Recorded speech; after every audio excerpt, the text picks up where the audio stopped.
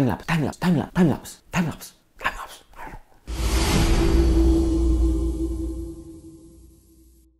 Hola a todos y todas y bienvenidos a un nuevo vídeo. Pero me mola. Timelapse, timelapse, yes. Bueno, como os dije en el último tutorial, el de hoy iba a molar. Bueno, por lo menos a mí me mola mucho, porque se trata de hacer un timelapse. Pero la parte de edición, para que no se haga larguísimo, la vamos a hacer en otro tutorial. Os cuento la historia un poco. Como sabéis, yo hago mucha fotografía, me encanta la fotografía, porque creo que hoy en día, gracias al retoque digital, se ha convertido en algo mucho más interesante, mucho más artístico y personal. Antes ya se hacían este tipo de retoques, pero en el laboratorio, con químicos, dando más o menos luz en algunos puntos, pero ahora es súper fácil y todo el mundo puede acceder a este tipo de materiales y todo el mundo puede acceder a este tipo de expresión artística. En fin, a mí me gusta mucho la fotografía por la capacidad de expresar a través del retoque. Y un día que estaba haciendo fotografías en un puente aquí cerca de mi casa, esta que estáis viendo, hice bastantes seguidas para captar el mejor momento en el que los coches estaban pasando. Y al pasarlas todas seguidas, rápidamente me di cuenta, anda, si esto prácticamente es un timelapse, que consiste en captar una fotografía cada ciertos segundos para acelerar el movimiento. Y entonces empecé a pensar, ¿y si hago las fotografías, todas las fotografías en RAW, tengo la misma capacidad de retoque y de expresión artística, pero sería como una especie de fotografía en movimiento? Ya sé que no es nada nuevo, pero yo tenía el concepto de timelapse como de aumentar el vídeo, grabar un vídeo y aumentar, como que es el mismo concepto. Pero en realidad, el timelapse lo que tiene interesante y que no mucha gente se da cuenta es que está a caballo entre la fotografía y el vídeo. Es decir, el timelapse es como una especie de paso intermedio entre la fotografía artística en la que puedes retocar y el vídeo. Y además un tipo de vídeo especial porque se comprime el tiempo y queda algo muy interesante que normalmente a simple vista no vemos. No es un vídeo cámara rápida y punto. Es más, es más. Y decidí hacer un tutorial porque de todos los que estuve buscando no vi uno que fuese completo, definitivo, en el que explicasen todo. Venga, pues empezamos con ello.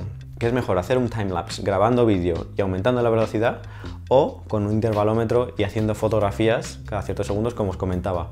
Yo creo que está un poco claro. Si queréis hacer algo muy sencillito, grabáis en vídeo, no os complicáis y aumentáis la velocidad en Premiere o lo que sea. Pero si queréis toda esta capacidad expresiva y creativa y artística que os comentaba, entonces es infinitamente mejor hacer fotografías, porque las hacéis en RAW, formato RAW, que os permite un montón más de opciones y además tenéis una calidad altísima.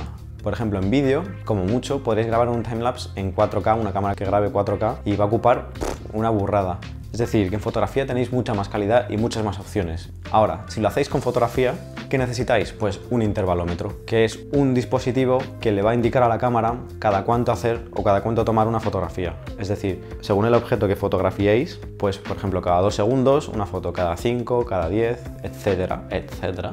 ¿Y cómo podéis conseguir uno de estos intervalómetros? Pues podéis ver este tutorial que hice de cómo usar un intervalómetro, pero, por ejemplo, otras opciones. Si tenéis una Panasonic, la GH3, la gama GH suele tenerlo, y entonces supongo que la GH4 lo tiene. Algunas cámaras Canon lo tienen, y existe una especie como de hack o plugin que se puede instalar gratis, que se llama Magic Lantern, que estáis viendo aquí, que aparte de un montón de otras opciones, como grabar en RAW, también tiene la posibilidad de incorporar a la cámara un software de intervalómetro. Es decir, que hacer como que la cámara ya lo trae integrado, no tenéis que enchufar nada nuevo, solo instalar esto. Podéis seguir los pasos, yo no tengo cámara Canon, así que no os puedo explicar. También, por ejemplo, hay algunas cámaras, por ejemplo la Sony, la gama Sony, que puedes entrar a la tienda en la que puedes comprar aplicaciones para instalar en la cámara y hay una aplicación que es de intervalómetro. Para no tener que comprar ningún aparato externo, podéis comprar esta aplicación y estará la opción dentro de la cámara. Y como última opción, aunque esta yo no la he investigado, se puede descargar alguna aplicación para el móvil y enchufar el móvil por USB a la cámara. Pero esto yo creo que es incluso algo más incómodo. A mí lo más cómodo que me resultaba era poder utilizar el mandito, el intervalómetro, porque me sirve para muchas más otras cosas. Podéis ver el tutorial en el que lo explico todo. A la hora de hacer un timelapse es importante que no lleguemos al sitio y con las ganas de hacer algo que mole pongamos ahí directamente la cámara enfocando en las nubes, ¡pa! Ya está, ala, lo primero que salga, y luego sale movimiento y decimos, ah, cómo mola. Aplican las mismas reglas de la fotografía. Es decir, para que un timelapse sea bueno, tendremos que encontrar un lugar, un encuadre, una luz, todos los elementos que harían una fotografía buena. Y además, pensar en los elementos que añadimos por ser un timelapse. Es decir, cómo va a seguir moviéndose el sol, a qué velocidad se van a mover los objetos que estamos fotografiando, qué tipo de lente estamos usando para saber cuál va a ser el intervalo que mejor le conviene, etcétera, etcétera. Es decir, que tenemos que tener en cuenta tanto las cosas que harían que la fotografía fuese buena, o que solo un fotograma fuese bueno, como las cosas que van a hacer que el movimiento sea interesante, que el movimiento, que el cambio de luz, etcétera. ¿Y cuál será el intervalo de fotografías que tenemos que elegir? Pues esto ya tendréis que probar, porque depende de la velocidad a la que se esté moviendo lo que fotografiéis. Por ejemplo, si estáis fotografiando gente o coches o cosas que se muevan a esa velocidad, normalmente el intervalo idóneo es de 2 segundos, es decir, una fotografía cada 2 segundos. Pero depende, porque si estáis utilizando, por ejemplo, un gran angular muy angular, en realidad tiene tanto ángulo de visión que 2 segundos igual es una diferencia de posición de esto en la imagen final, es muy poquito, entonces tenéis que probar, pero no, es orientativo. A mí con un 14 mm más o menos esa velocidad me valía. Por ejemplo, si queréis fotografiar unas nubes que se mueven ni muy lento ni muy rápido, pues a lo mejor alrededor de unos 10 segundos podría estar bien. O por ejemplo, que queréis fotografiar la caída del sol, cuando ya está en los últimos momentos cayendo, que ahí pues incluso se ve un poquito más rápido la caída, pues también podría ser unos 10 segundos más o menos, pero si queréis fotografiar cómo se mueve el sol y cuando está en lo alto del todo, ahí la velocidad es más lenta. Entonces tendréis que hacer una fotografía cada 20 segundos, cada 30 segundos, la tenéis que probar. Y entonces también hay que tener en cuenta la distancia focal. Es decir, si tenemos un gran angular, normalmente el intervalo entre fotografías tendrá que ser mayor. Pero si estamos utilizando un teleobjetivo, que en realidad está cogiendo una parte pequeña de la realidad, entonces tendremos que seleccionar un intervalo menor entre fotografías, porque si no, no va a dar tiempo que haya 2 o 3 fotogramas de esa cosa que está moviendo dentro de nuestro encuadre, ¿no?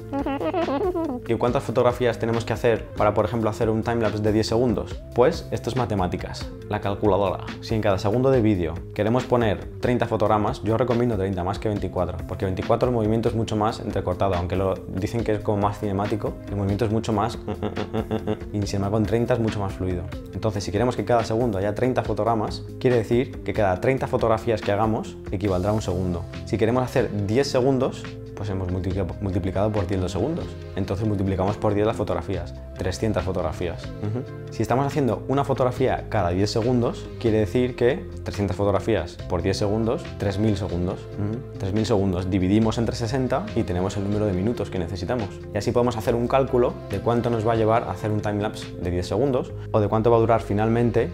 Por ejemplo, si hemos hecho 700 fotografías, sabemos cuánto va a durar cuando hagamos luego la edición, cuando lo juntemos todo. Hay una cosa importante que queda muy bien en el timelapse y que no todo el mundo hace, que es utilizar velocidades de obturación en cada fotografía lentas. ¿Y eso por qué? Porque cuando luego se unen todas las fotografías, queda mucho más interesante cuando hay cierto emborronamiento en los objetos que se mueven en la fotografía. Es decir, si estamos haciendo un timelapse, por ejemplo, de una estación de tren en la que se mueve muy rápido la gente, quedará mejor y más natural el movimiento si las personas salen como medio movidas. Esto en inglés es el motion blur. Entonces, para conseguir esto, tendríamos que hacer una fotografía que fuese más o menos pues debajo de un décimo, más o menos, 1/10 de velocidad de obturación. O ya habría que probar, porque depende del objetivo, todas estas cosas. El movimiento cambia mucho. En vez de que sea como cortante y congelado, es como que sale emborronado, pero es como mucho más fluido y suave. Y los profesionales utilizan mucho esto. ¿Y qué filtros son los que se utilizan? Pues filtros de densidad neutra, que lo que hacen es dejar que pase menos luz, pero sin alterar la temperatura de color y por tanto podemos poner velocidades más lentas, aunque sea de día. El problema es que, por ejemplo, yo en la lente que utilizo, que es un gran angular, no tiene rosca para filtros, porque el último elemento del objetivo es enorme. Vale, ya cosas un poco más técnicas. Objetivos, ¿qué objetivos utilizar? Pues hay una cuestión muy importante, y es que los objetivos automáticos, es curioso, pero cada vez que hacen una fotografía se abren del todo el diafragma y luego vuelve al F que habéis elegido vosotros, por ejemplo F4 o lo que sea. Pero no es exacto. Es curioso, pero por muy buena que sea la lente, no es exactamente el mismo F4, cambia muy poquito. Entonces esto luego en la edición, cuando pones todas las fotografías juntas, crea el efecto que se llama flicker, que es como parpadeo, crea un parpadeo, porque hay unas que son un pelín más claras, hay otras que son un pelín más oscuras, y esto es por ser lente automática. Entonces, ¿qué suele preferir la gente para hacer timelapses? Lentes manuales, como la que utilizo yo, esta que os cuento, Samyang, que es manual y que el diafragma es manual. Entonces siempre se va a quedar exactamente igual. De todas formas, hay truquitos para poder arreglar esto. Por ejemplo, con muchas lentes funciona el truco de ponéis la configuración que queráis, es decir, el diafragma que queráis, y desenroscáis o sacáis de la ballesta un poquito el objetivo para que no haga contactos electrónicos. Y entonces se queda ahí fijado el objetivo. Pero yo os lo digo, lo he probado con mi cámara y no ha funcionado, porque la lente empezaba a desenfocarse, empezaba a volverse un poco loca, porque es todo automático. Pero con muchas lentes sí funciona.